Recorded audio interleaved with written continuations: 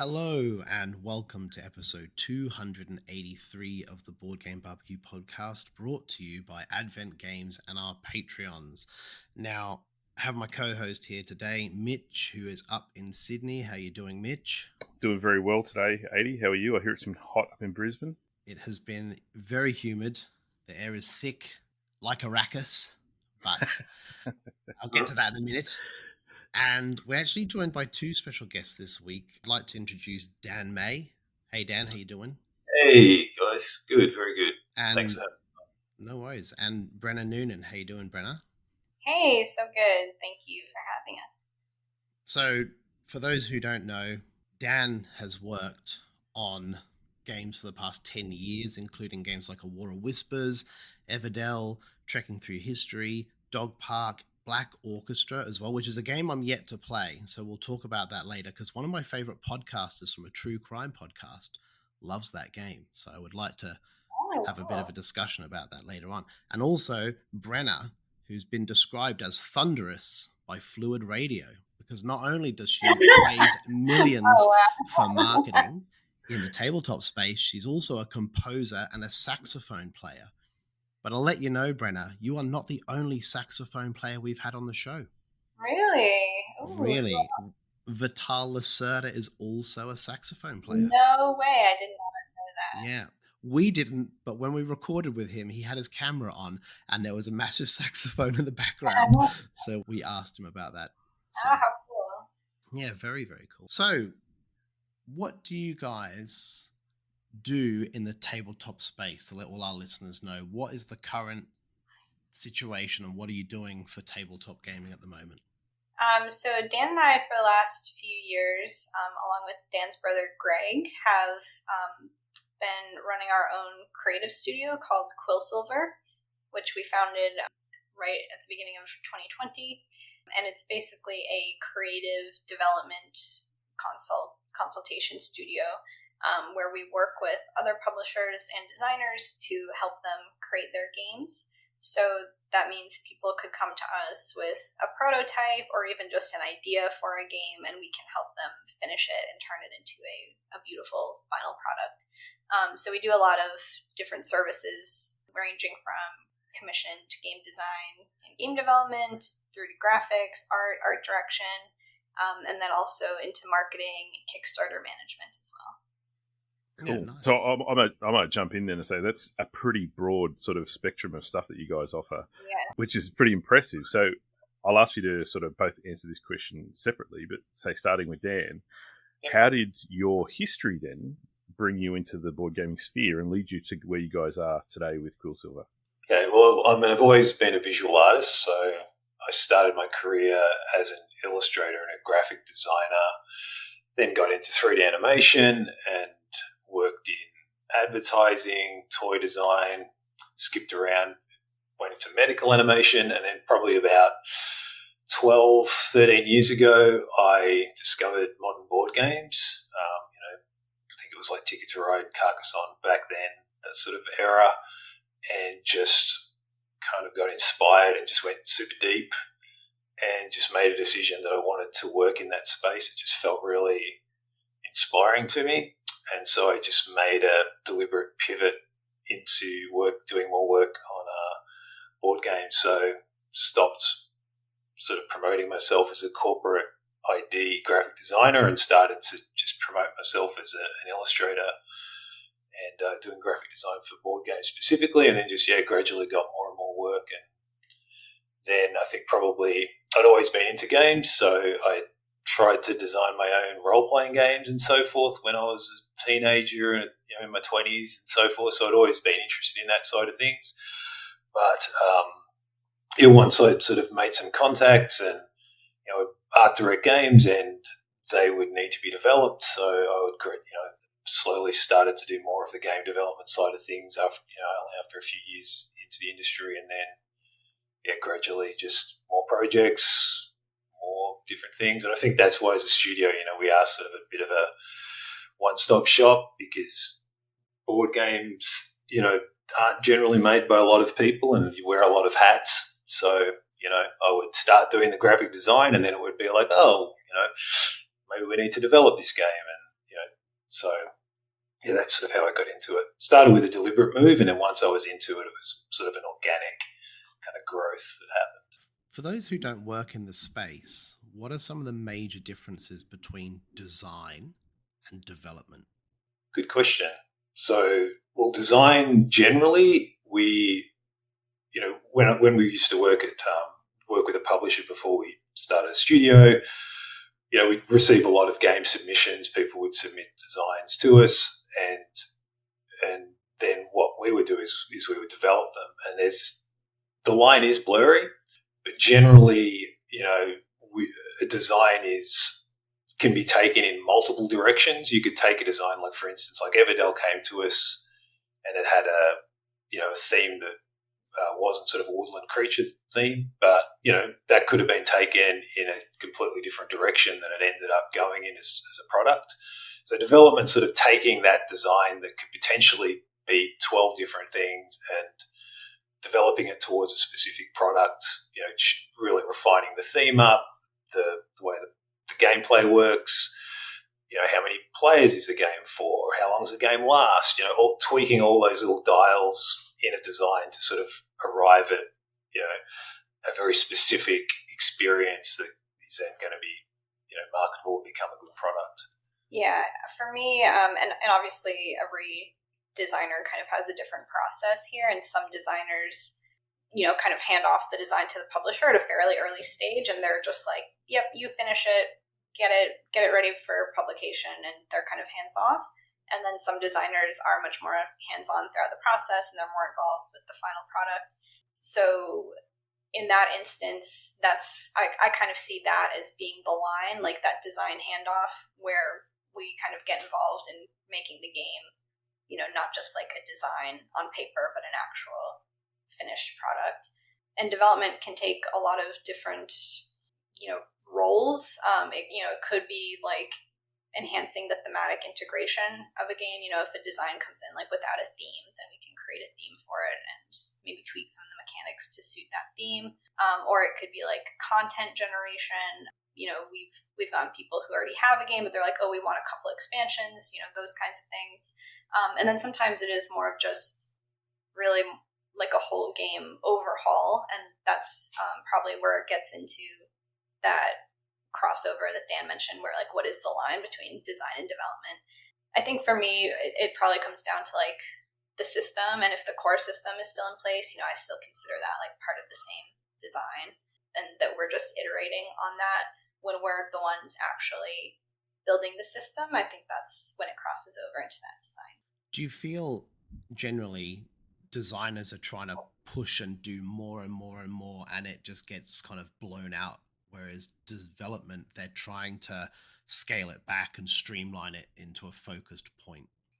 I'd say every project's different. That can definitely happen. But there can be designs that come in that are quite narrowly focused, and as a developer, what you need to do is expand things out because there's maybe not enough content there, or there's a great seed of an idea, but the designer hasn't taken it that extra step and needs to be expanded out. So I think you're right that there definitely are games that come in that, I could think of dozens of games we've worked on that are exactly like that. They just come in and they're big and you're trying to sort of trim it down and focus, but it's much more than just sort of, pruning a bush, into a nice shape. It's a bit more back and forth there between how you're sort of cutting, but you're also adding and you're sort of shaping in that way. Yeah. I think. Yeah, I will say, I think, even if not in terms of content, but in terms of complexity, like a lot of, like we seldom get a game where it's like, we want the design to be more complex. It's usually like, we want to streamline this a little bit more. I think a lot of designers maybe overshoot the complexity a little bit. And that's a big part of what we do, is just, streamlining rules, and because the publisher will kind of have an idea of like what they want the audience to be for the game, like an age group, and is it a hobby audience or a mass market, and we can work with them to bring that a little bit more in line. And that might be trimming things down a little bit, or maybe just streamlining. Sometimes it is adding complexity, but we don't see that quite as much. Yeah, like I think the goal is sort of elegant, I guess. Yeah. And the reason I sort of point out, it's not all just trimming down, because I think there can be a bit of a perception that, it all comes in and then we just say, look, get rid of this, get rid of that. This is the good bit, get that. But, you need sometimes to get to that really good bit, you still need to be adding things and thinking about creating things that are going to sort of, piece things together so that you can get that elegant design. It's not purely a whittling process. No. Well, it's like working on a car, like you can't just go under the hood and start pulling wires out. Yeah, it stops working. Yeah. like every change that you make has ripple effects, so you can't just say, we're just going to remove this role or this mechanic or whatever, and expect things to be exactly the same. So you have to have a fine hand. But no, I think as a general point, Adrian, that's a good point. I mean, it is generally, you are trying to sort of hone things down. It's just the process does involve some addition at times. You mentioned product a couple of times in our conversations already. How important do you feel product is in modern board gaming? And I mean that in respect to the art, the components, the graphic design, the everything, the entire product start to finish. Even the persona that Quillsilver gives off is also part of the product. So I know that Orange Nebula feel very strongly about product and where product is in the board game space. So how does Quillsilver see product, and what sort of steps have you taken to advance the entire product and the entire package from start to finish? There's whatever the final product is, whatever goes into it, whether it's the number of components, how much it costs to make, they're things which, on the surface can seem a little bit mercenary and, we've got to make it cost this amount. But at the end of the day, all those limitations and the way it looks and the way it presents and all those things that go into it, how much you spend on the art, all those things, impact on the creative choices that you need to make earlier on. So if you can think ahead, think about what the product is, during each phase of the creative process, we feel that it, makes a huge difference to the sorts of creative, the quality of the creative decisions that you can make if they can have an effect on that. And that's right down to the marketing and, when we're thinking about the theme, we're thinking about the appeal of the game. Not, we want the game to be fun, but we also want it to be appealing. So if a game is just fun, but no one wants to play it because they don't know that it's fun, because there's nothing about the product that makes people want to play it, then it's not going to be a successful product. So making sure that a game is appealing and it's an appealing product, whether that's the price point, whether that's the presentation, all those things are all part of that really beautiful kind of package that I think comes together with like tabletop games, and partly, it's what attracted me to working in the space, because, I was working in print design and, I think as board gamers, we all love the pieces, we all want things, that's part of what we like, that tactile feeling of what that product is and how it's presented. And, we do enjoy the abstract rules as much as anything, but, that's all packaged up. So, yeah, did you have anything else to say on the product stuff? Because there's a lot to it. Yeah, there's a lot to it. Product for us, I don't want to overstate it, but it's kind of everything. Really. Yeah. At the end of the day, I think games as artistic expression are a beautiful thing.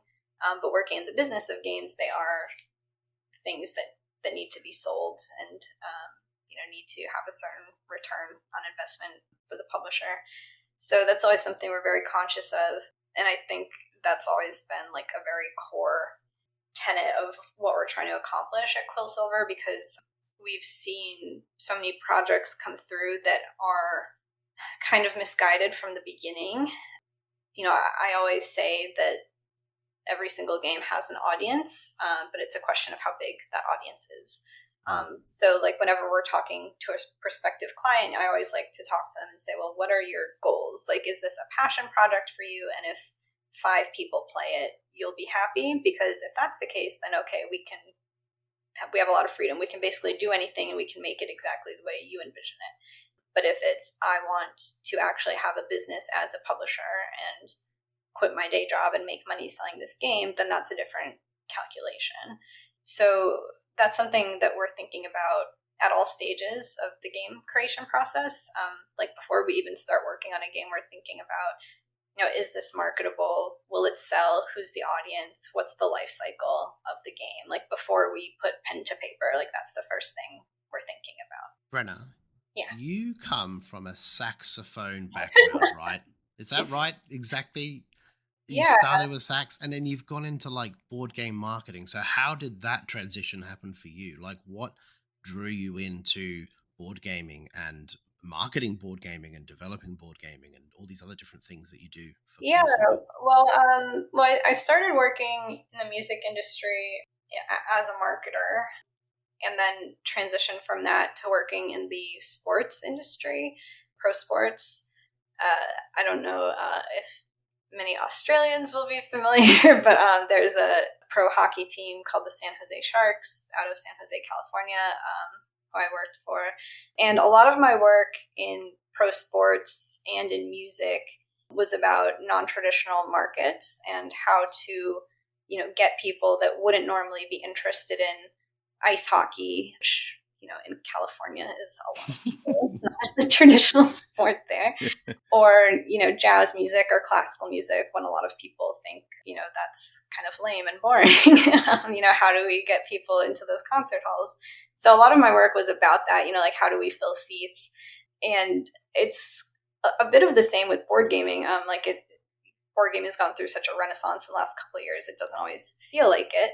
But, board gaming was not always like the cool hip hobby that it is now. And we had to really work to bring more people into the tent, and we're still working on doing that. So a lot of my work's been around that, I think. And, our biggest competition, whether it's gaming or music or sports or whatever, is just time. And you're competing for people's time. That's the main thing. So it's always been about, how do we justify asking people to give up their very precious time to engage in this hobby. So that's kind of the guiding northern star of marketing, basically, no matter what you're working on. I saw on a post that you made on your Facebook page, on Quillsilver's Facebook page, that you were excited to see Couture finally finished and reaching tables and being fulfilled. What was your involvement with that game? Because if I'm honest, I'd never heard of that game until our last game day when I played it and immediately bought it, because it was a great little game. It was really interesting. The lady Allison that taught it to me explained the rules. It was very fast, but it was quite cutthroat, if I'm honest, because it was quite brutal. But it was a great game, and it was published by All Play. So I just wondered how that relationship worked and if and when that started, basically. Yeah, so Couture was based on a game called Golden Animal that they signed. I believe it's a Japanese game. And they wanted to bring it over to the US and put it into their small games line, and they wanted to give it this fashion theme. So they, knew, I guess, from, I have my Twitter account where I don't really post anymore, but RIP Twitter, where I, I would post about fashion and stuff because I'm very into fashion. So they kind of knew that was an interest of mine, and we linked up on it. So me and Dan, we worked on the game development, taking that original game design from Golden Animal and then updating it. And this was one where actually we probably added a bit of complexity. Yeah, we added gameplay elements to it. Yeah. And then we also art directed the game. So themed it up. Yeah, themed it. So worked with a really wonderful fashion illustrator who did all the beautiful artwork in the game. That was really fun. I got to, kind of put in some of my favorite looks from over the years as little Easter eggs for fashion fans out there. So yeah, that was really, really fun. Yeah, so it's a good example of, game development on a few fronts. So one was taking this raw game, which was like a bidding sort of game, and then adding in some elements that I think, we added in some variable scoring ways to score to the game, just add a little bit more complexity to it that we could also sort of theme up to feel a little bit sort of like this fashion. It's a fashion model, and shipped it back to Whole Play, and they did a good job on on the production looks great. I got obliterated when I played it. Yeah. It was hard. It was really hard because it's a really interesting game. And I'll talk about it once we've played it a few more times. But yeah, it was great. I'll show it to you, Mitch, when you come to Brisbane. I think you'll like Sounds it. good. So. Yeah, you can, live out your dreams of being a runway model. That's it. Runaway model? That's what I do. You just run away. Yeah, when you dress up. Run away. I was also lucky enough to play bestsellers at PAX with yourselves. Actually, that's how we met, and that was my favorite game at PAX. I don't know if you got to listen to our PAX episode, but that was my choice from the event. And even though my co-host made me play the rules wrong for the first quarter of the game, Connor, of course, Mitch, it was Connor. Blame him entirely. Say it wasn't me. What do you think? Yeah, I was exactly. there. And then once I realized that I'd played the rules wrong and it figured it out, man, that was a great game. Like, are we going to see that on the table soon or on Kickstarter, or is it? What's going on? Because how can I get a copy tomorrow? Is basically what I'm asking. Like, what's going on is we're very, very busy. And we're sort of nudging it forward whenever we can. So yeah, we've done a lot. I can't remember exactly where it was at PAX, but we've done a little bit more since then, and we're sort of debating now whether or not we want to sort of co-publish it or give it to a publisher or publish it ourselves. Yeah, just haven't had the time to commit. If we're going to self-publish it, we just haven't had the time. So we've just sort of started to shop it around to some other publishers and see whether or not there's a good fit for a co-production on it. But yeah, I'm glad you like it because we haven't had time to work on it, but when we come back to it and work on it, I'm like, oh, this is actually pretty good. This is a good game. This could be good. So we had a blast. We had a blast playing it, and Dan's a big wordsmith, word game person. I've got like dyslexia through the roof, so I really struggle with that stuff. But it wasn't like that. It was really easy for me to make the words work for me, and I thought it was fantastic. Like, I really enjoyed it, so I'm really looking forward to when it finally materializes somewhere. So yeah, we've gotten like some really great feedback on it, and we got a ton of playtests in at PAX, so people really seem to like it. It's interesting you said that it was easy, because the trick with that one that we've found in just sort of shopping it around to a few publishers is there's a little bit of an impression that comes from storytelling games that, it's going to be too much pressure and I'm not going to be able to come up with anything. And it's been a bit hard to explain to them that, the storytelling isn't judged and it's just kind of like this nice additional thing that comes naturally out of the game, and it's pretty easy. So hopefully we can kind of get that across to the partners that we work with, It tells stories, though. Like, it's a really interesting game in the fact that you have to tell these little stories about the title of your book and what the book is actually about. But I cannot remember in the context of what happened, but essentially I spelt a word with an S on the end and Brenna spelt the same word without the S. And it was the prequel to my book. And I think it was, was it like mulch or something like that? Yeah, it was mulch and mulched. That's what it was. It was mulch and mulched. Yeah. It was the prequel or the sequel to my own book. And I was like, I just got bested. Oh no. It was so good. It was great. Really good game. So yeah, thanks for that. Thanks for showing it to us at PAX. Thanks for playing it. Yeah. And for giving us a very nice soundbite about it in case there are any others listening. I believe I'm guessing one of the reasons why you've been so busy is because you've got a project coming up. I believe Armello. Yeah, that's on Kickstarter. So do you want to tell us a little bit about that and where you're at in that process? Yeah, definitely. So it's an adaptation of the video game Armello, which is like a very board gamey video game. It takes place on a hex grid, has a lot of dice rolling. Like, it's very much a digital board game. And that was a pretty successful game, came out quite a few years ago now, published by the Australian video game publisher League of Geeks out of Melbourne. And it's being adapted into a actual tabletop game now by King of the Castle, also an Australian game publisher. So it's a big, Australian project, which is very exciting. Myself excluded, but I'm an honorary Australian. We're both honorary Australians, mate. It's fine. So that is coming to Kickstarter on March 12th. So our team, we didn't do game development on that one. That was through Fire Opal, who are another great company. But we've been doing the graphic design, the art direction, product design, all the marketing materials, the Kickstarter, all of that.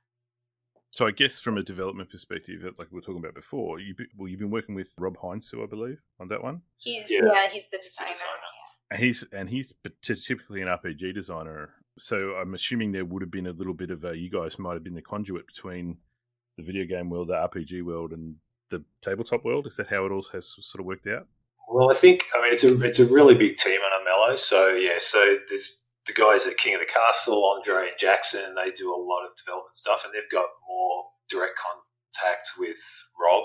Right. So we're sort of working with them, and they're working with Rob. So haven't had a lot of direct contact with Rob, but working with Jackson and Andre on the actual gameplay and how that interfaces with the graphic design and that whole side of things. I think, we're getting a sense of the process that's gone into like adapting it. It's such a peculiar project because I don't know if you've played the video game. It's literally they've taken a board game, taken it onto a video game, and then said, what can we do with a board game that we couldn't do in a real world? Let's do the things on the video game. And now we've taken it back. And now it's like having to adapt it. So all those things that you could do in the video game, they've had to be, nuanced, and new things have had to come up with to sort of do some of the things that the video game did. And the best thing about it is it just plays.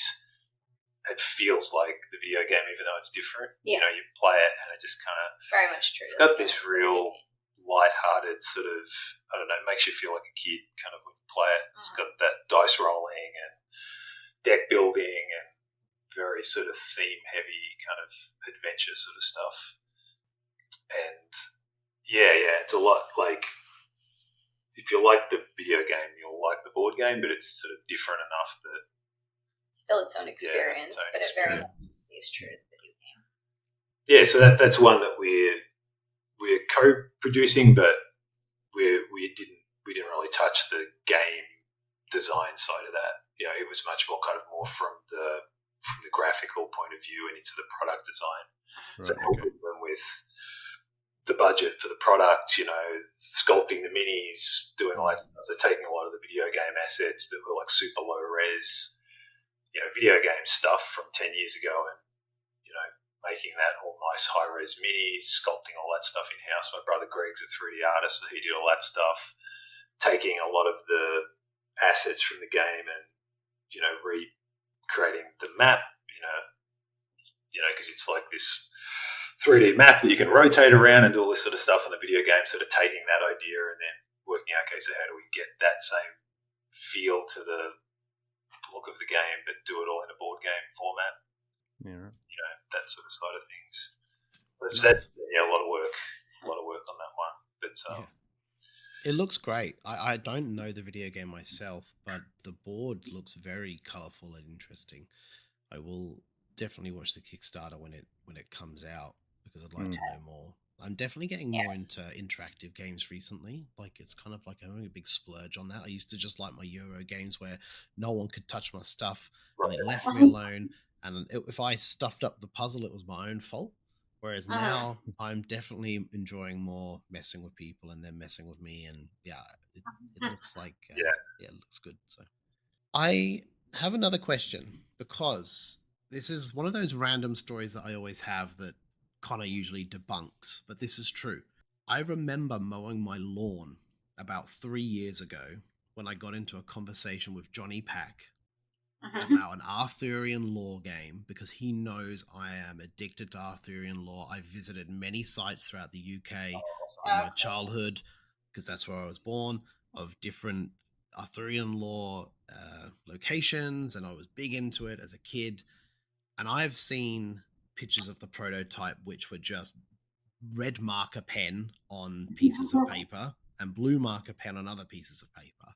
I have seen a graphic image, a picture, if you will, of something on your Facebook page. And I saw that when it very first got posted, and I was instantly drawn in because I already know the theme. I already know Johnny Pack's a legend. I know you guys are legends. So what can you tell us about that game? If it's coming in the future, if anything, without getting in trouble. Yeah, that is one we can talk about because that's been announced. So we're talking about before the meeting. What can we talk about? And that is on the list. So we're good. So that's a game being published by Crafty Games. So I've done some work for them in the past on a game called Buru, which is just about to be delivered to backers, and a game called Tabriz. And Knights of the Round Table is effectively kind of the third in this series of really beautiful Euro games that I've been working on with Crafty, designed by Johnny Pack.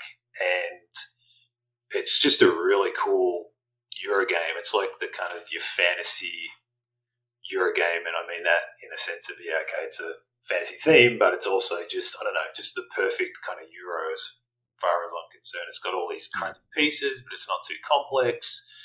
Lots of cool interactions and fun little mini sort of mechanics and stuff that all piece together into one big, awesome game. And Crafty were kind enough to let me illustrate it as well as graphic design it. Because like you, I'm also hugely into Arthurian legend, and that was just like on my wish list of, I really just want to work on a game that's Arthurian legend one day. I have to do it. And because we do a lot of different things, and I don't do a lot of illustration these days. I do a mix of graphic design and game development, and so I sort of reserve those projects of illustration for the ones that I really want to work on, and that was definitely one of them. So I've just been illustrating it. I think probably what you saw on our Facebook page was one of the card art illustrations. Yeah, I don't know if we've maybe... No, I believe it might have been like a back of a card, or it might have been the front of the card with no details about what the card does. But it was very cool looking, very different, if I'm honest. So we're trying to go for we want to go for the quintessential sort of Arthurian legend game. So we're not doing twists. It's not like, set in the modern age, or, we're not doing some version of it. We just want to go right back to the root myth, and that's why with the artwork we want to kind of keep it very mythical, and so the style's kind of this sort of graphical, kind of archetypal, but also sort of quite atmospheric. It's kind of like iconic style. Like storybook. So I've just been illustrating that, and we've just been meeting every week with Johnny and the guys from Crafty, and just it's a labour of love. Like this project's like been one that we've just worked on. Every icon's like, let's get it right. Let's go through this whole process of being really, patient to just sort of be able to work through all the problems and get to the absolute best kind of result. So I'm hopeful that it's going to come together really well, and every stage has been fun to work on. So if you have any specific questions, I can probably spill the beans on it. But from my point of view, it's just very very fun project to work on, basically. So to that point, you just said that you guys had a chat before we started recording about what you could talk about, what you couldn't. I'm not going to ask you to talk about what you couldn't talk about, obviously. What can't you talk about? Tell us now. But was there anything else on the list that you could talk about that you maybe wanted to talk about, just so that we don't cut you off or not give you enough time? Is anything else new coming up that you guys want to raise and share with the listeners? Nothing so much to promote, so to speak. I mean, there's just stuff that's exciting that we're working on that we think is going to be cool. So let's just do a quick fire of all those things if you're interested. So we're working on a game for Cosmodrome. I'm not sure they're a European publisher. I'm not sure if I know any of their other titles. They're awesome people to work with. Yeah, they're great. So they do like Aquatica. Aquatica, is it? Oh, yeah. So we're developing a game for them that has the theme of cities on the backs of these giant creatures that are wandering around in this mythical wasteland valley. And so there's like newborn cities that are born, and then different clans are like trying to sort of get on these newborn cities, and you can ascend to the cities. This is really a fun Euro game, essentially. That sounds awesome. That sounds amazing. Has this sort of it's like a Euro, but it has this really nice fantasy theme. So it's got lots of worker placement as you sort of people are ascending up into these different cities and traveling around and doing different things. And it's got this sort of like nice wholesome theme, but it's also sort of very epic. So that's a lot of fun. Working on a game for Office Dog called Crafting the Cosmos. So Office Dog are a new Asmodee Studio.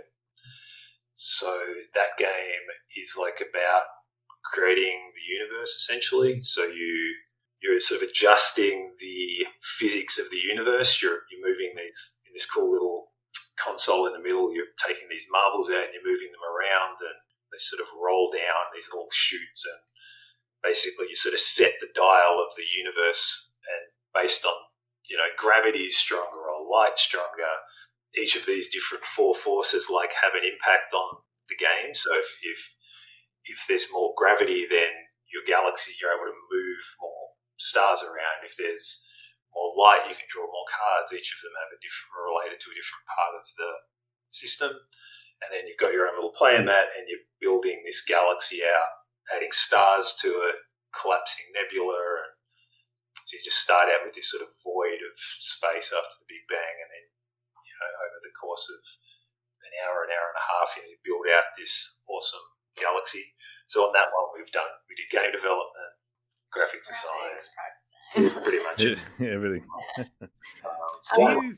You did some work on Flow, which is on. Yes, that's right. Yeah, so I did the illustrated icons for Flow, so that was just very specific, sort of like called in, by Yorgo to just do it.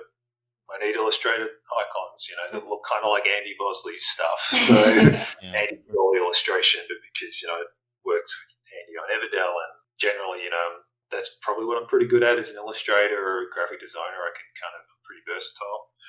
So, I just created like 40 or 50 illustrated icons for that game. That's up on Kickstarter at the moment. That looks awesome. Yeah, beautiful. And I think it's going to be like up around $1 million or something. Very excited for that. Awesome. So you mentioned a big list of games there, right? Do you physically playtest, or do you prefer TTS? Like, what do you do in the means to playtest and do some of these different implementations of your work? Yeah, it's TTS probably 80% of the time, and then probably 20% would print things out. It depends on the game. Yeah, we were pretty early adopters of TTS. Like, TTS has probably been our main playtesting medium for maybe close to 10 years, maybe. Makes everything a lot easier when you're not printing it out over and over and over, and you can make adjustments. So even like pre-COVID, we just used TTS for most of our playtesting, and then since COVID, it seems like everyone is doing it. So it was a pretty seamless transition for us. We just find that in terms of rapid iteration, it's much faster to do it digitally, more environmentally friendly as well. Yeah, probably the biggest advantage is just that you can play with whoever you need to play with. If you need to play with the designer or the publisher, or someone that you think can have a good perspective on the game, being able to put those people together and play it, I find really useful. Yeah, and that's not to discount the importance of in-person playtesting, especially getting into the ergonomics of game components and things like that, or even just player interaction around a physical table. All that stuff is really important. Yeah. But I think for us, at the really early stages where you're just iterating really rapidly and you're not too concerned with that more down the road stuff, digital is really good for us. Yeah.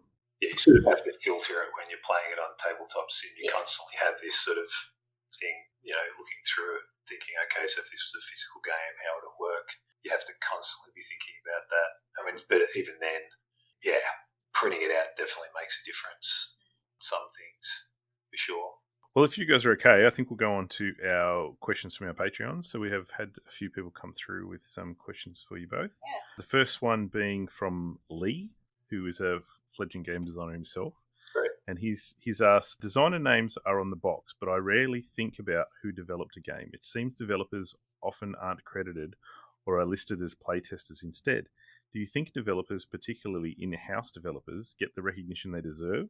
And is there anything you think should work differently within the industry? Well, I think, definitely designer names and artist names are marketing tools as much as anything, and I think, everyone deserves credit, designers deserve the credit, and the artist deserves the credit, but they are effectively like a marketing tool in our hobby. Name recognition is something that matters for that, that cover credit, less so maybe in some other, like a video game. They're not necessarily crediting even the lead designer of video games as much. So I think it's just it sort of probably takes after like novels and book publishing kind of model more than anything. So I think we kind of accept that as developers in a way that's just the way that we kind of market games to some degree, even if, there is a credit, there is, a lot of other people going on behind the scenes. I think the tricky part is, I guess, where you draw the line, because, as soon as you say, right, well, developers should get a credit or be more public facing, then what about the person that's managing the production, or what about the person that's the graphic design assistant or the layout artist or something, and or the marketing person. And so I think we try to make sure everyone's credited in rule books, and somewhere in the product everyone gets credit. But I can understand that from a publisher point of view, it's a little bit hard to sort of market with 5 names or something. You don't think they'd sell as well with just a list of names on the front of a box? I don't know. They probably would. Yeah, they probably would. For me personally, I would rather have nothing on the cover, because I love the product. To me, I don't even like to see logos on the cover. It's never going to happen. But if I was looking on my shelf, I would like to just it's this game, and and I look on the back of the box and I see all these great people that have created it in companies, but I don't need 25 licensee images on logos on the front. But that's just me. Yeah.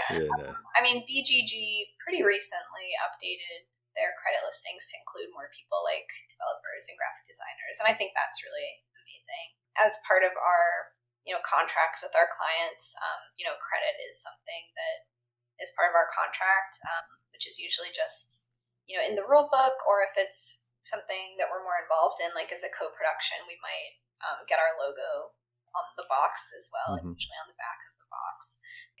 I don't feel like under credited or under appreciated or anything. I think it's an appropriate amount. I think, for us, we're an industry-facing business. Essentially, we're not a consumer-facing business. So as long as other people in the industry know that we worked on the game, from our point of view, that's really what matters, more so than needing every person that buys the game knowing who we are, I guess. So it's a sort of a strange thing. It's like credit. Some of it's a marketing aspect, some of it's just recognition because it's nice, and then other parts of it is just so that you can build a portfolio and so forth. So I think it would also be a difficult thing to recognize, thinking about awards, giving an award for best development would be really difficult, I think. You don't really have insight into, it goes back to that line of the design versus development. I mean, maybe I don't know if there are any awards for design teams or product teams, something like that would be more inclusive of the whole team that worked on the game. But a specific call out for developers, I think would be and it is tough. I mean, there's definitely games that we develop that that you do get to a point where you're kind of co-designing it, to be honest, but you sort of sign up to that when you develop a game. And if someone's brought the game in and they've started off the idea and you're hired to work on it, essentially, and if you're being paid to work on it and they weren't paid to work on it, then there is a difference. If you end up doing design on it, you've sort of accepted that kind of that's the process. And sometimes, for instance, with Black Orchestra, that was a game that Philip had created. It was a great game, and then when I developed it and added a lot of things to it, we worked together on it. Philip's a really awesome collaborative person to work with. We're working on a game with him on the side as well, so nothing we can talk about. But at the end of that, he suggested, should we just give you an additional design credit rather than a developer's credit, which I did get on the back of the box. And it's kind of again, it's sort of that line. It's like, is it because development, people don't really know what it is? So if you put design with it, then do they kind of go, oh, okay, they have involvement. So yeah, it's one of those things. If you were going to add that to sort of the lexicon of the consumers buying board games, they had to understand what that was. I think that would be this whole big process that maybe isn't worth it from a publishing point of view, because they just get the recognition from the designers. But from an industry point of view, stuff like the BGG credits and stuff like, making sure that, I mean, a lot of it's word of mouth, honestly. Yeah. Like most of the work we get is from people that have worked with us and talked to someone else that have worked with us and stuff. So, but it's a really good question. Yeah. So I don't know what the answer is. Whether it's are we getting too much, getting enough, or I don't know. It's maybe get the right amount. It's gone. So the next question is from Ben, and Ben asks, are there particular steps you take to allow you to understand and develop a game, or is it always a unique approach? Yeah, it's mostly every game is unique. I always say that. That's my little caveat. But yeah, there are certain steps. There's some basic steps that we would take. So I mean, familiarizing yourself with the design is a big first step. I would say the first step is always just playing the game a lot. Yeah, it's sort of opening your mind to ideas, I guess. Allowing yourself to dream a little bit about what this could be. Some of that's just subconscious and just sort of being aware of it and letting yourself think about it in your spare time and let sort of ideas come through. So I think that's always there, whatever form of game, whatever game is on the table. And then we definitely get into sort of like, let's sort of pull this apart, and the critical kind of stage, I guess, is where we kind of get in there and are we having fun? I don't know. This is kind of, you let yourself get pretty critical about things, not in a negative way, but you kind of have to have that eye. You trust yourself that you're not going to abandon the design, right? So you don't have to be afraid to get critical about it, and that's probably the beauty of developing something, is that, it's not your baby, so you can get in there and really help the designer to sort of see where the issues might be. And then, you sort of want to, if the designer is in the process, which sometimes they are, sometimes they aren't, but if the design is in the process, we'll always sort of touch base with them and try to sort of express our opinion of the game and where we see its strengths and where we see its weaknesses. And it's a bit of a SWOT analysis, I guess. Yeah. But you would hope that if they've come to you, that they're expecting to be given some feedback on how to improve it, whether that be positive or negative, right? Yeah. Or do you get delusional people that are...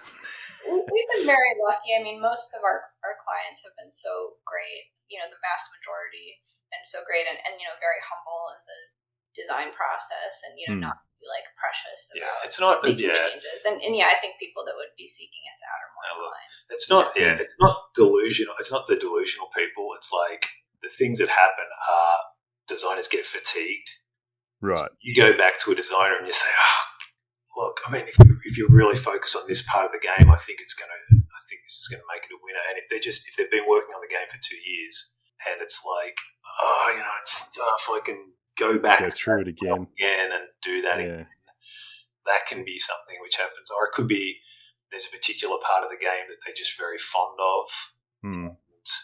It doesn't work, it doesn't work, or it's just sort of trying to think of an example without getting into detail. But I guess ultimately, if it doesn't work, I don't like to kind of, again, it's some of it's like managing the process, and just saying, look, this doesn't work is probably not productive. So use that sort of language. Just going to put that down for a note to self. Mitch, never be a developer. Yep, got it. You've got to find a way to sort of get them excited about the change and talk about what the potential is, rather than this is just bad. So part of being a developer is being able to kind of see ways to sort of play with, keep the spirit of design alive as long as we can, and sort of milk out as much of that creativity as we can, and keep the fun in the process, and keep them thinking and keep them involved if they're in it. So that's probably the second part of it. I think a pitfall a lot of especially early designers fall into, and this might be a little bit controversial, but would be maybe putting a little bit too much weight on playtester feedback too early. Because I think the mantra for a long time was, people maybe weren't playtesting their games quite enough or didn't understand the importance of playtesting. And then people kind of got the memo and it became, oh, okay, you have to be playtesting the game. You must. And that's great. But I think people that are just starting that process don't necessarily understand the full scale of what like a real playtesting regimen looks like. So, I'll talk to a designer and they'll say, oh, this didn't, I don't want to go down that road because it didn't perform well in playtesting. And then you actually talk to them and it's like, well, I play tested it once with 3 people and 2 of those 3 people didn't like it. It's like, okay, well, that is a data point, but it's like a very incomplete design. But it's like a very small data point. So, as important as playtesting is, I do think relying on it too much too early can kind of be shooting yourself in the foot. And especially this is kind of circling back to the product point from earlier. We rely on this a lot because, sometimes there is playtesting data that we kind of discard because it's not really relevant to us. If it's like, well, this person is never going to buy the game regardless of, any change that we make, they'll just never buy it. Then, it's not really a data point that we need to improve the game. So I think some designers in the pursuit of getting as much feedback as possible sometimes poison the well a little bit. And it definitely takes like a lot of, I think, just like experience, honestly, to sift through all the feedback and find, okay, what's actually useful and actionable, what's in the realm of control for this game and for this product, and what, is like, when am I just kind of chasing a dragon that's never going to materialize? Well, I'm not sure if you're clairvoyant or anything, Brenna, but the next question we had was almost word for word the question for the answer that you just gave. So about the pitfalls of new designers and so forth. So we'll skip that one. You've already answered it, even though you didn't realise. So that'll take us to our last question, which is from Connor, who's technically not a Patreon, but we might have to hit him up for a subscription fee if he's asking questions in this group. But Connor asks, what's the best book title you've seen in bestseller? Oh, there have been so many good ones. No, there's been really good ones, like you say, like those obviously the Mulch and Mulched has stuck in my head, and it's like 6 months later, so that was good. Yeah, we just haven't been recording them, because they do happen almost every game with some funny story that comes out of it. I don't know. Yeah. Sorry, Connor. We should start recording. We should record some, but if you say it's mulch, that will upset him because that was my word. Frustrating. So we'll just say it was mulch. We'll go with that. I mean, that's definitely one that's stuck in my mind because that created such a funny, little like story between us. So I'll go with that one. Cool. Yeah. With that, we will keep talking about some other games. If you're looking for a new board game, you need to check out adventgames.com.au. They have a great range of games, including pre-orders and hot new games. Anything you could be looking for will be there at Advent. Dean provides excellent customer service that is second to none, and is always keen to support the Australian board game community through events, game days, and even through sponsoring a podcast. So head over to adventgames.com.au today. That's adventgames.com.au. And I would like to discuss a game that I played this week. So this is going to be my Sizzling Game, everybody. And I hate to be a complete suck up, but it is actually... Anyway. I'm going to do it anyway. It's a War of Whispers. The reason why I want to talk about this game is because my son he's 8 years old. He's massively into Overwatch 2, Fortnite, all the video games that are online competitive, and I feel that it's only fair that I play those games and share that hobby with him so that he shares my hobby with me. I can't just be like, we're playing board games constantly. It's, we're doing what I want to do. And hey, I'm pretty good at Fortnite now, so that's all I've got to say about that. Who do you main in Overwatch? Oh, who do I main Overwatch? I would say either, if I'm tanking, it's D.Va. D.Va, I love me some D.Va. And if it's healing, I like Lifeweaver. Just so much healing. It's brilliant. Love it. And I like Brig is my main. I'd say if I had to pick an absolute main, it would be Brig, because she just destroys. And I love that hand-to-hand combat and getting up into people's faces and shield bashing and stuff. So what about yourself? I also play a lot of D.Va. I've been loving Junker Queen. I've been playing her. Yeah, man. I also play a lot of Junkrat and Farah. I'm a little bit all over the place. Yeah, I have like a few that I keep coming back to. Nice. I have to admit, like, Finn, my son, he plays as Finn Rocket or Finley Rocket on the game, and I play as Green Rocket. And a couple of people who've played games with us by accident we've been in their games and they've gone, oh, it's the Rockets. It's the Rockets, they're back. And my son gets so proud at that moment. He's like on cloud nine, bless him. But yeah, it's a great experience, and it's a good team working strategy game that we can do together. So we love it. Anyway, back to board gaming. My game is a War of Whispers because Finn has taken a big interest in other games. I mean, he loves Trailblazers. He loves It's a Wonderful World. I've introduced him to Teotihuacan, which he's obliterated me at and done really well at and really enjoyed that. I'm actually yet to introduce him to Everdell. I'm probably going to do that quite soon because I think it's a good weight game for him. And to play Teo, he seems to have the attention span to play a game that goes for 90 minutes with two people. So I think Everdell will probably fit in that. But we played a War of Whispers because he hasn't really played any kind of war games or any kind of a battle-y kind of conflict-y games. They've always been like the Euros, where you're doing your own puzzle, it's your own thing, and it's non-confrontational. And I thought a War of Whispers would be great because he loves cockroach poker and he loves that, lying to people and all that kind of stuff. And for those who don't know, a War of Whispers, essentially you play one of four factions or one of four houses, if you will, almost Game of Thronesy in a way, and you're aligned with certain factions out on the board. It's the Bear Empire, Eagle Empire, Horse Empire, Elephant Empire, and the Lion Empire. And they are represented on the map with different colors and different regions. The kind of fun thing about the game is you don't know what other players have alliances strongest with those factions. So it's a bit of a sort of a secretive information thing. And when we set up the game, he did the thing where he flipped the token over and dropped it. So I saw exactly who he was aligned with.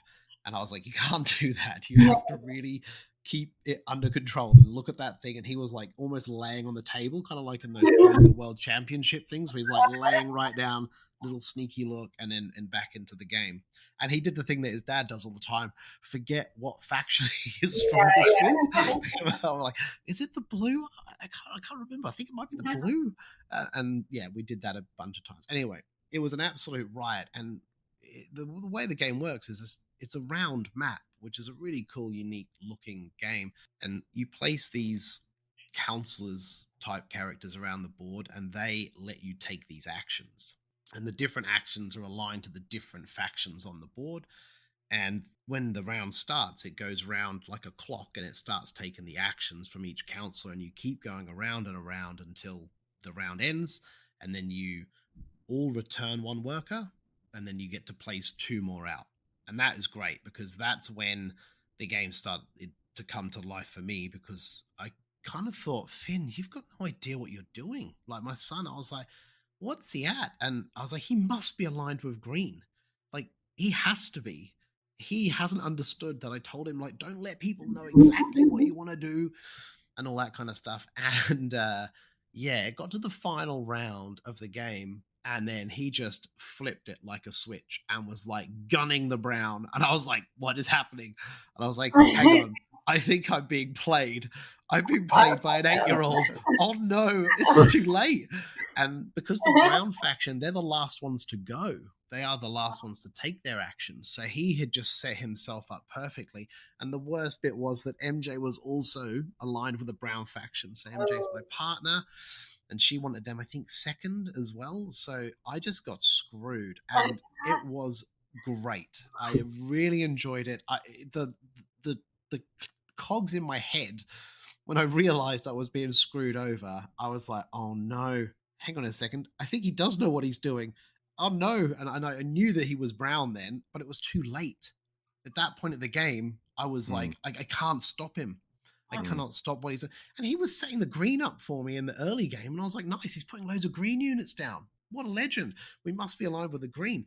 And they were my second pick. And I was like, oh, I'll just put some other workers here and I'll, push them forward and get them into these territories that I wanted. But yeah, it was a marvelous game. We really enjoyed it. I'd like to play it with 4 people, get another person in to play it with him, but that he completely got the concept, which was great because as I was playing the game, in my head, I was like, he hasn't got a clue. He's definitely green. I'm gonna pick him apart at the end, but he didn't. He absolutely did fantastically, and he loved the game because it took us an hour to play it with 3 people. It wasn't very long. It was super smooth. The teach was easy. He completely understood the concept. He understood what he could do, what he couldn't do, what was important to take the cities and all these different things. And yeah, thoroughly enjoyed it. It was great to have it back to the table because I used to play this game quite a bit. And it was just nice to have my son of that age now where he can also play this game. But not only play this game, he won the game by 2 points. Wow. And also just be competitive in general and know that I'm not going to do this, I'm not going to do that too early, and I'm going to hold off and play the end game. You know, for an 8-year-old to get those kind of concepts. Because like you say, it's the sort of game that you can't really coax them to do anything because it's all secret information. So you got to wait to the very end to reveal it. So that's a really he revealed it all right. I can tell you that because I was devastated because it was a shock. Do you know what I mean? I was like, it was a shock to my brain that he understood it that well. And a good one. Yeah, a good shock. Yeah, a good shock. I wasn't like, hating on him or anything. Yeah. That is so cool. I'm so pleased to hear that. Yeah, and it's a game that we'll definitely play again. So I have heard that there is when people are still playing that one because it is a really good game, and I think it was it was a pretty good seller, but it wasn't a massive hit. So I'm always excited when people discover that one and have a good time. I have heard that there's either a variant or a advanced rule or something. I'm looking in the rule book at the moment, but where you can guarantee almost that not everybody has the same faction as first place. Do you know about this? Yeah, I think so. I don't know if we put that in the rules or not. I know that was something that we developed.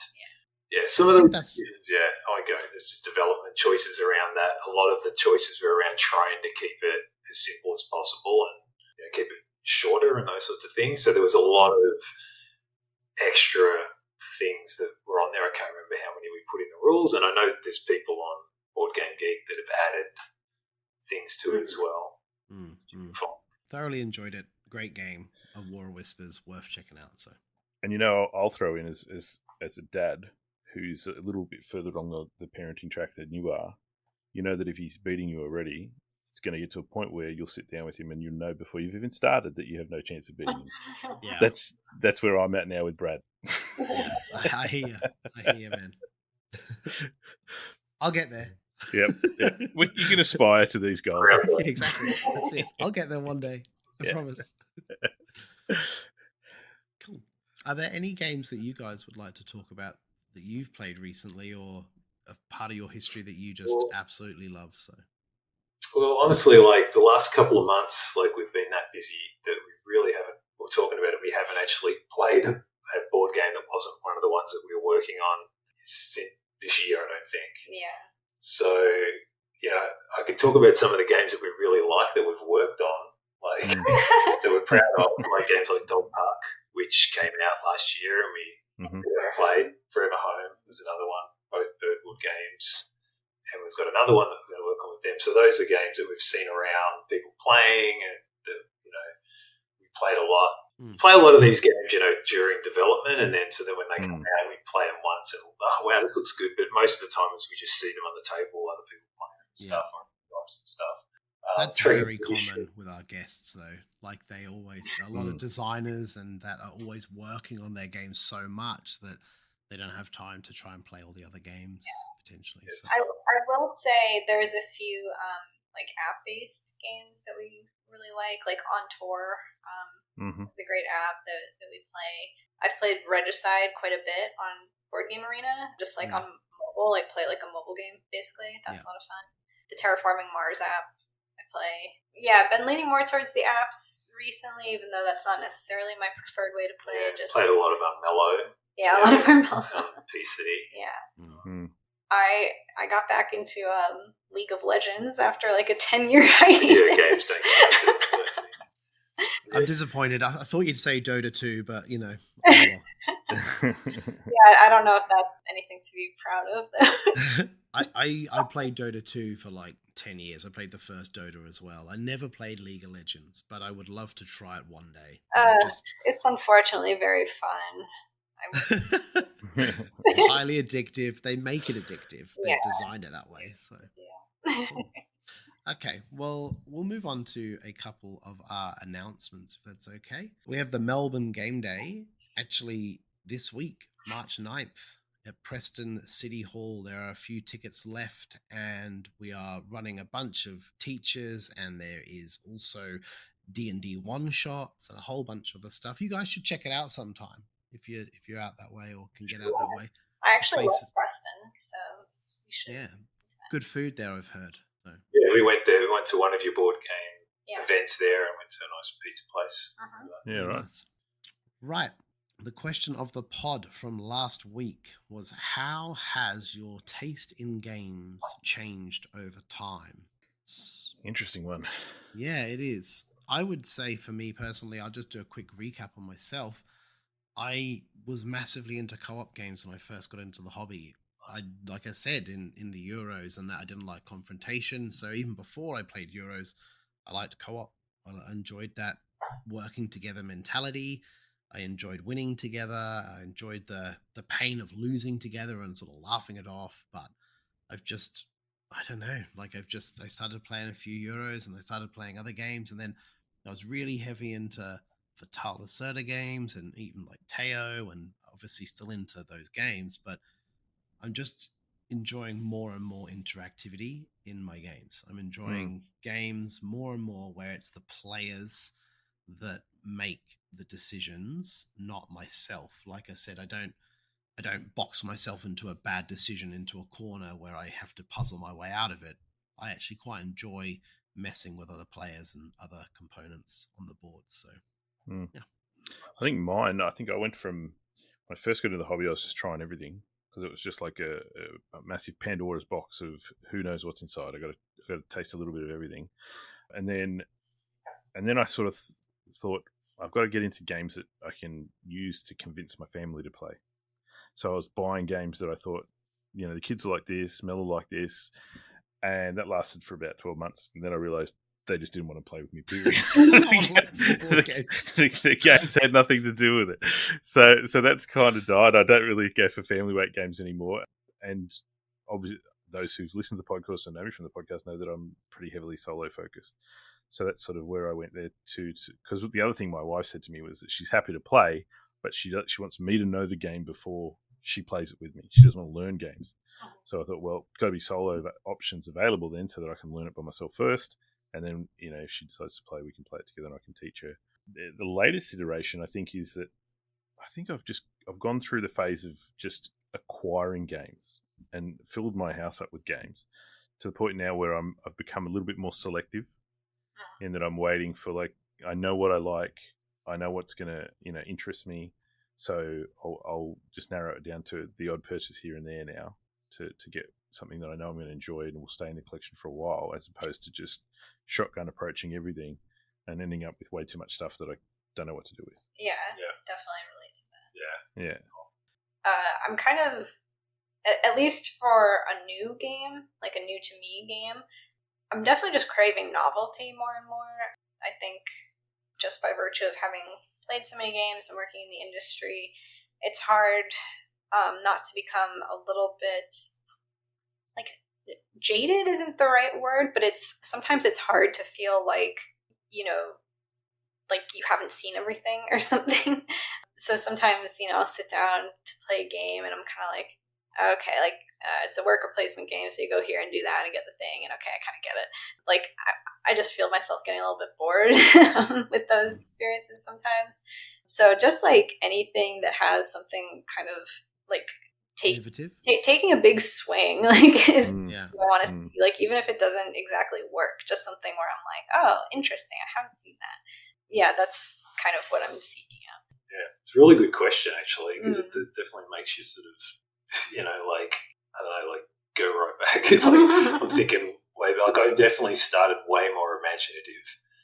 I started out with role-playing games in my teens, and anything where there was a rule that, I couldn't go anywhere I wanted or do whatever I want, I kind of shied away from that. So I didn't really get into board games until a lot later. And then when I got into board games, I was much more fascinated by the mechanics and the interest around, puzzling out things and like you say, the cooperative stuff and, just a lot of that. But then after that, I sort of probably got more into like your social deduction type games, social, where it's much more about the player interactions and party games and that side of things, which was a lot of fun. And now I think I'm sort of looking for games that kind of are able to somehow kind of capture a bit of everything, so I'm less likely to play a game just because it's mechanically interesting or thematically interesting. I kind of want to play something that is both, if possible.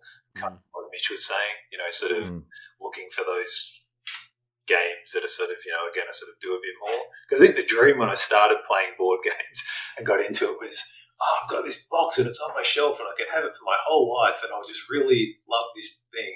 That's the beauty of it. I can keep playing it over and over again. It's not like, it's not going to wear out. And then you get 150 games over again. Like, hang on, what was that about?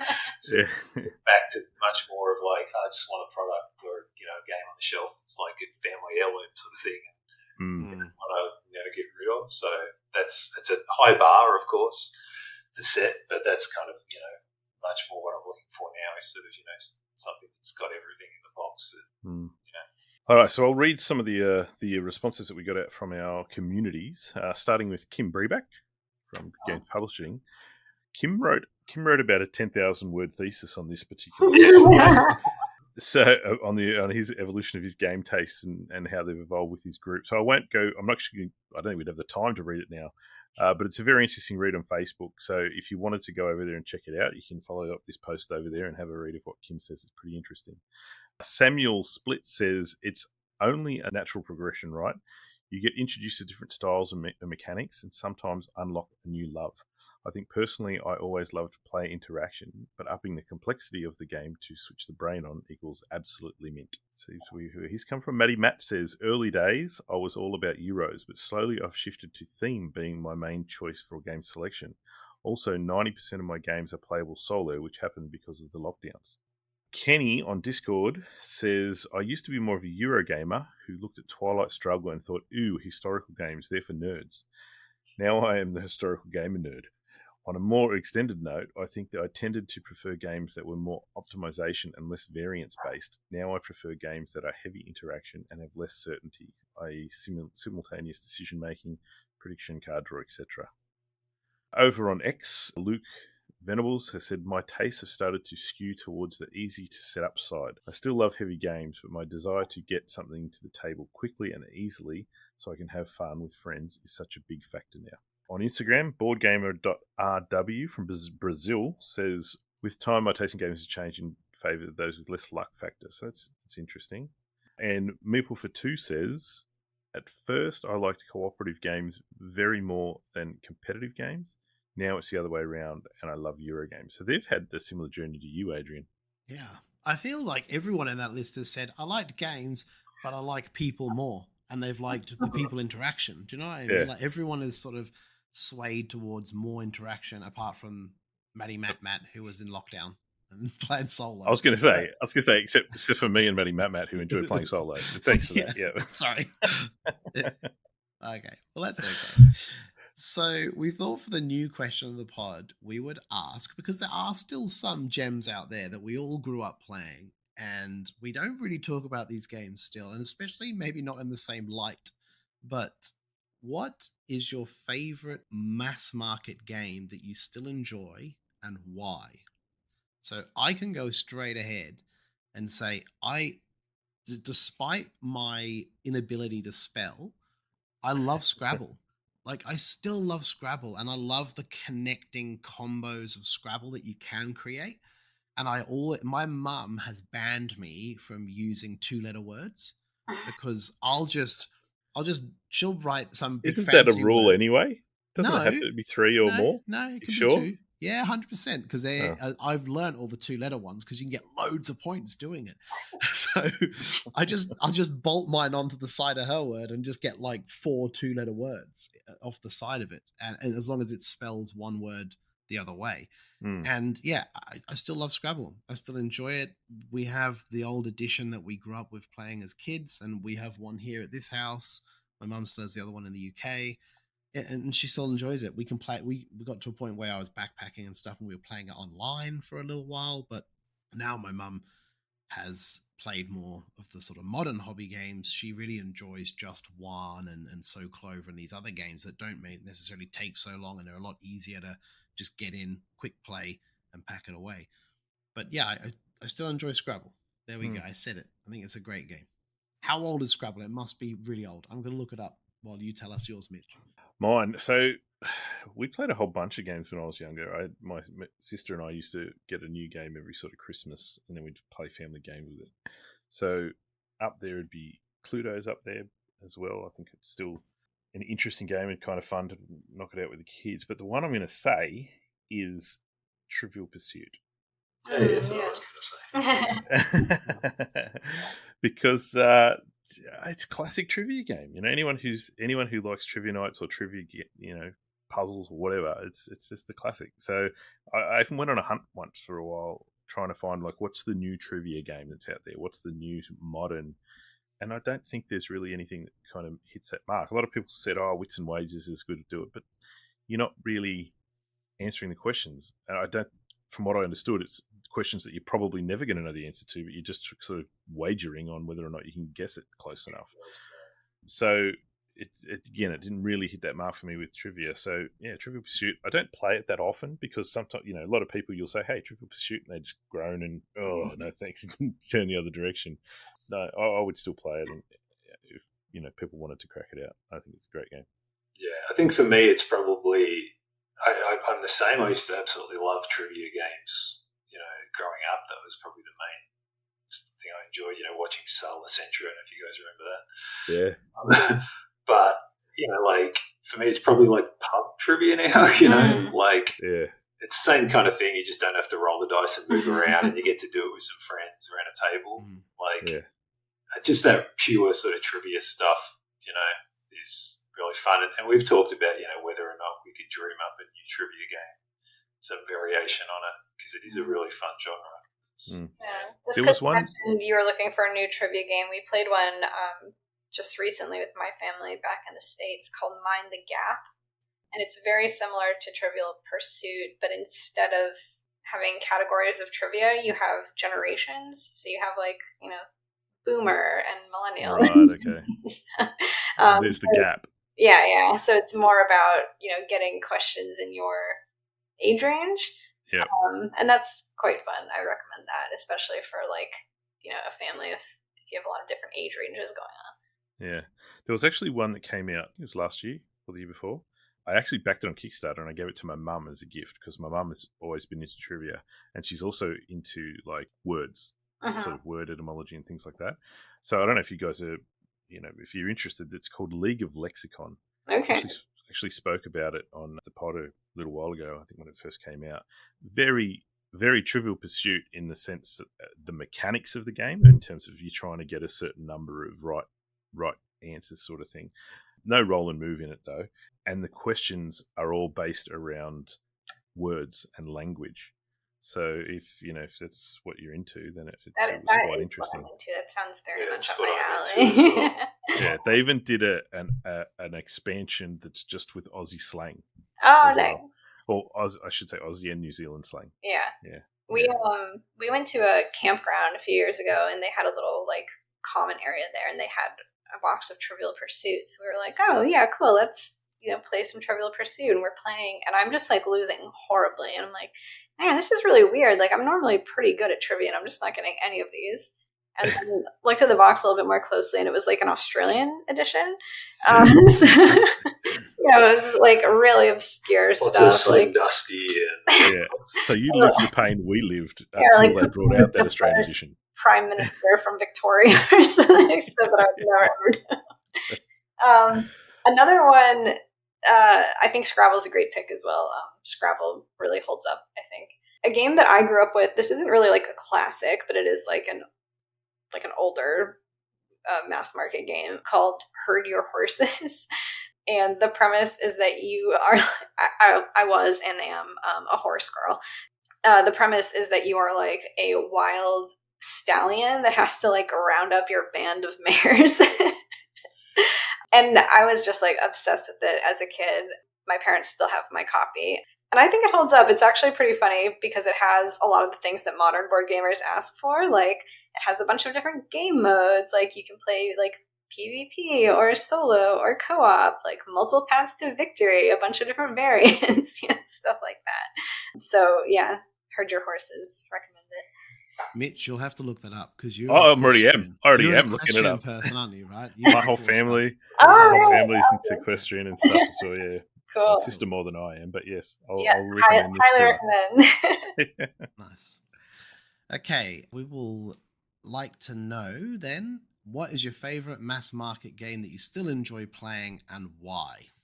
Cool. We shall move on to Swear an Oath.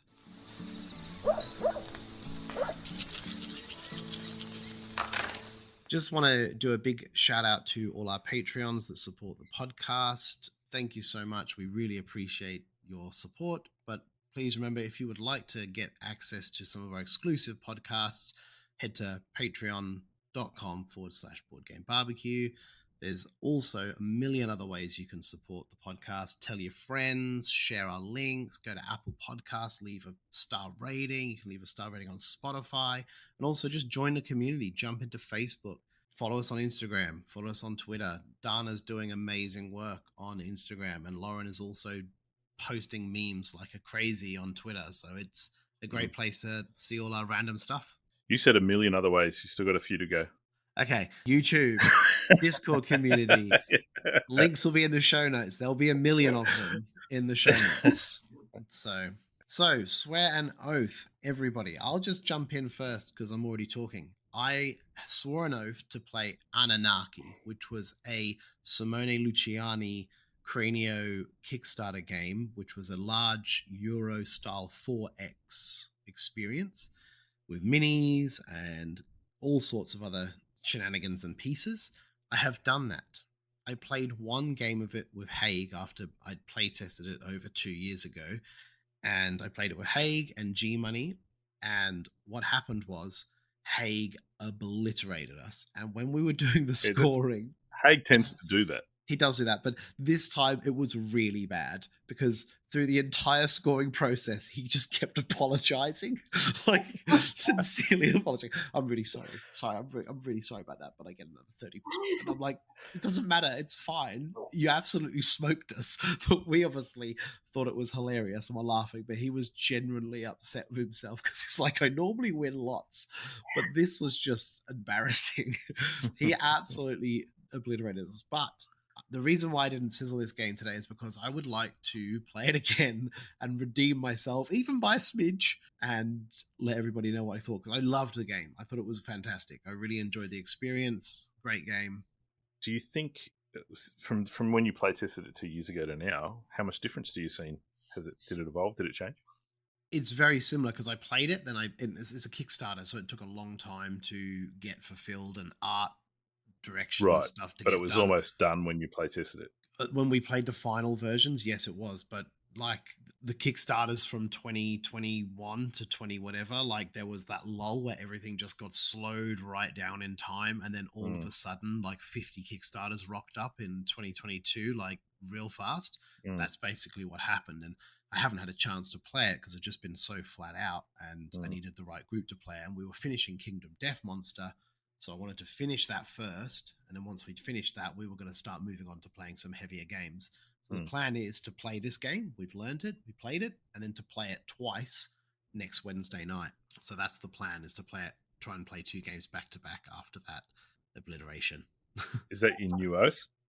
Correct. My new oath is to just keep that and play that again, because I'd like to talk about it a bit on the podcast next time. So I feel like I could go a couple of ways. I mean, it feels like kind of a small goal, really, but playing new games has been hard. So I want to say like play 10 new games that aren't related to like what we're working on. That's massive. That's not a little goal. That's huge. Well, I see like the numbers some of my friends put up on BGG, and I'm just like, oh my god, like, I'm putting up rookie numbers for sure. And I think part of that, like, I kind of want to link it to playing through our collection, probably, because we've got quite a few games out there that we haven't played yet. Play 10 new games from our collection. I guess that means I'm making the same. I was going to say, Dan, it feels like you're getting put in this as well. He was half 5. While we hit record, you're like, nah, 5's not a round number. We're doing 10. Yeah. Cool. Well, please update us on your journey and post a picture in our Facebook community and stuff as you get through those games and let us know what you think of them. Keep us accountable for sure. That's it. Yeah. Mitch. So mine was to continue playing. I think last time I was on the pod, I'd started playing the print and play games from David Thompson Battle Card. Mm-hmm. I'd played one and I really enjoyed it, and so my next oath was to play a few more of the missions that are available, which I did. Tick that off. I will say, I think I played 2 more out of the 4. Mm-hmm. One was really good. One, I just didn't feel like there was much choice in terms of you kind of rolled the dice. You had to attack each round because that was the only option you had, and then the outcomes of whatever you rolled, and you lived with that and moved on to the next thing. So I didn't think there was. So one of them I didn't love, but the other 2 have been great. Tick that box. And I still got one more to go, so we'll get around to that eventually. My next oath is going to be, I am due to get soon, hopefully it'll be before I'm on the pod next, the next loaded roll and write from our friends at Motor City Gameworks. And, I'm a big fan and a sucker for Motor City Gameworks roll and writes. So I am going to endeavour to play French Quarter if it delivers to us very soon. That's awesome. Well, with that, it brings us to the end of the show. I'd like to thank you, Mitch, for joining us, bud. No worries, anytime. No worries. And thank you very much, Dan and Brenna, for joining us today. We really appreciate your time. Yeah, thank you so much for having us. Is there any way people can find out more about Quillsilver or follow you on a particular social platform? Yeah, they can go to quillsilver.com or find us on social media. We're Quillsilver Studio on most platforms. On Twitter, we are at by Quillsilver, BY Quillsilver. I'd also love it if people would check out the upcoming Armello Kickstarter campaign. So we have a landing page on BackerKit right now where if you sign up to follow along with the campaign, then you get a free pin when you back the game. So you can find that by going to BackerKit and searching for Armello, or you can go to King of the Castle's social media and find a link to it there. Cool. And there'll be links to those things in our show notes. Thank you. Thank you very much. And with that, see you next week. Bye. Bye.